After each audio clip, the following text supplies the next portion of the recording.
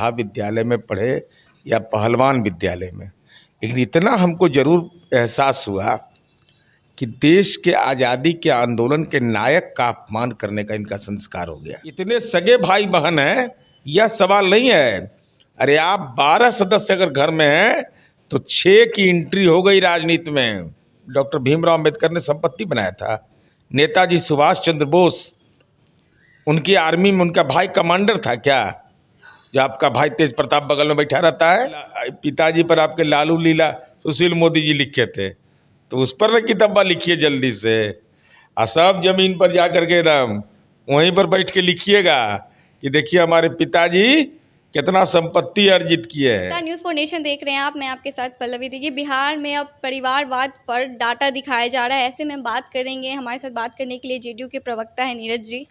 Tejashwi Yadav data लेकर आ रहे हैं, क्या कुछ कहेंगे?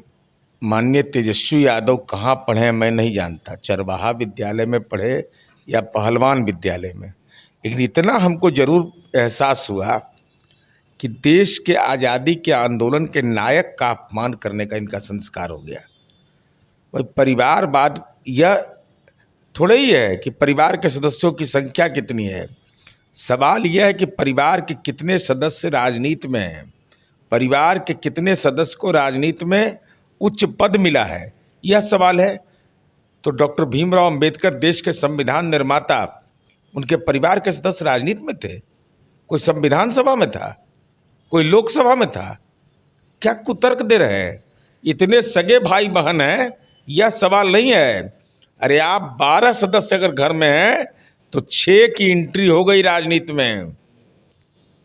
सागरिका पासवान को टिकट नहीं मिला, सिंगापुर से लॉन्च करवा दिया ला करके रागिनी को कि आप लड़िए चुनाव, और संपत्ति बनाया राजनीति में। डॉक्टर भीमराव अंबेडकर ने संपत्ति बनाया था। नेताजी सुभाष चंद्र बोस, उनकी आर्मी में उनका भाई कमांडर था क्या? जो आपका भाई तेज प्रताप बगल में बैठा रहता है। परिवारवाद का स्वरूप वह है कि आपने पूरी पार्टी को कब्जा कर लिया है। अब आगे में 6 आदमी बैठेगा, कोई राजनीतिक कार्यक्रम होगा तो बेचारे सिद्दीकी साहब, जगता बाबू, श्याम रजक जी, उदय नारायण चौधरी, ये पीछे में बैठेंगे सबसे। मैंने आगे तो बैठेंगे लालू जी, राबड़ी देवी, तेजस्वी, तेज प्रताप, मीसा भारती, रोहिणी आचार्य, ये बाकी सब बेचारे ये कहाँ जाएंगे? अनाउंसर है, सब अनाउंसर बना दिया पार्टी के अंदर में। परिवारवाद की ये और लालू जी के दस्तखत से बने हैं सब। तो नेताजी सुभाष चंद्र बोस का नाम ले रहे हैं, डॉक्टर भीमराव अंबेडकर का नाम ले रहे हैं। अज्ञानता की प्रकाष्ठा है। परिवार के सदस्यों की संख्या के आधार पर परिवारवाद नहीं तय होता है। और आप तो कांग्रेस को आईना दिखा रहे हैं। लालू जी, आपको याद है ना कि आप 74 आंदोलन के एक सक्रिय कार्यकर्ता रहे हैं, और परिवार नियोजन उस समय कांग्रेस की बुनियादी मांग थी। हमारा राजनीतिक मतभेद होने के बावजूद हम ये समझते हैं कि कांग्रेस ने सही नारा दिया था।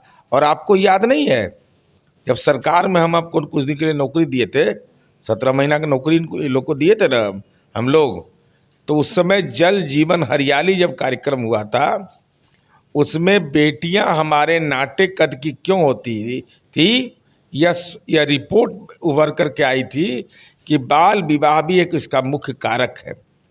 तो हम लोगों ने बाल विवाह पर अभियान चलाया, दहेज प्रथा पर अभियान चलाया। तो आपको जानकारी नहीं था। सच यह है कि लालू जी को यह पता था कि एक पटना विश्वविद्यालय में हम पढ़े हैं। ऐसा नहीं कि लालू जी को ज्ञान का अभाव था। लालू जी की मंशा शुरू से रही थी कि सबको राजनीति में लाना है और सबके नाम पर संपत्ति बनाना है। 468 करोड़ का संपत्ति है लालू यादव का पटना में खाली। 43 बीघा जमीन है। पटना को तड़ा जमींदार कोई नहीं है। एक तो पिछड़ा दलित के नेता है। तेजस्वी यादव कह रहे हैं कि सीएम साहब से 2-3 लोग जानबूझकर बुलवा रहे हैं। तो वो जानबूझ के सत्ता में नहीं रह गए थे? नहीं पता चला था? शिक्षा मंत्री को पता चला था? आप ही के कोटा के मंत्री थे। शिक्षा मंत्री को पता चला था ये कैसा ऑपरेशन होता है नीतीश कुमार जी का। आपको पता चला? रहते भी असमंजस में थे, क्या होगा नहीं होगा। नीतीश कुमार जी का न कोई राजदार है, न नीतीश कुमार जी का कोई भी ऐसी साख है कि नीतीश कुमार पर कोई उंगली उठा सके। इसलिए हम कहेंगे गर्मी बढ़ गया है, राजनीति का तपिश भी बढ़ गया है। एकदम पानी में पुदीना डाल करके अच्छा से सेवन करिए, मन भी ठंडा रहेगा। राजनीति तो जनता ठंडा ही दी। किताब पढ़ने की बात कर रहे हैं, आप लोग पढ़ेंगे क्या उनकी किताब? किताब लिखने की बात करें, बताइए तो ये मजाके न है? तेजस्वी यादव किताब लिखेंगे, सब हंसेगा ही ना। अरे इसके पहले पिताजी पर आपके लालू लीला सुशील मोदी जी लिखे थे, तो उस पर ना किताबा लिखिए जल्दी से। और सब जमीन पर जा कर के एकदम वहीं पर बैठ के लिखिएगा कि देखिए हमारे पिताजी कितना संपत्ति अर्जित किए हैं। राजद वाले कह रहे हैं कि अधिक गर्मी है, सत्तू पी लीजिए, ठंडा जाइएगा। सत्तू तो कौन सत्तू? सत्तू पिएगा जो किसान का सत्तू है ना। क्यों बताइए तो 43 बीघा जमीन वाला और पिएगा तो अपच हो जाएगा, लालू जी सब बीमार पड़ जाएंगे। सत्तू जब भी पीजिए तो सादे सही होना चाहिए, लेकिन सत्तू तो बड़ा मोटरी में बांध के ले जाना पड़ेगा। अब पुदीना तो एगो छोटा पैकेट में रखना पड़ेगा, पॉकेट में रखिए, पानी में डालिए, अब पी लीजिए, मन स्थिर रहेगा। एकदम राजनीति का कपाल जब गर्म हो तो तेजस्वी यादव जी हम सलाह देंगे, मानना न मानना आपका अधिकार है, कि आप पुदीना डाल करके जल का सेवन करिए, स्वास्थ्य और राजनीति दोनों ठीक होने की उम्मीद रहेगी। दूसरे चरण में वोटिंग बढ़ेगा, क्या फीडबैक मिल रहा है आप लोगों को?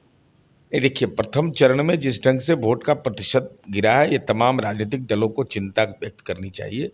और हम ये समझते हैं कि तमाम राजनीतिक मतभेदों के बावजूद तमाम दल के नेताओं को ये सार्वजनिक अपील करते रहना चाहिए कि लोकतंत्र में वोट के अधिकार का महत्व समझें।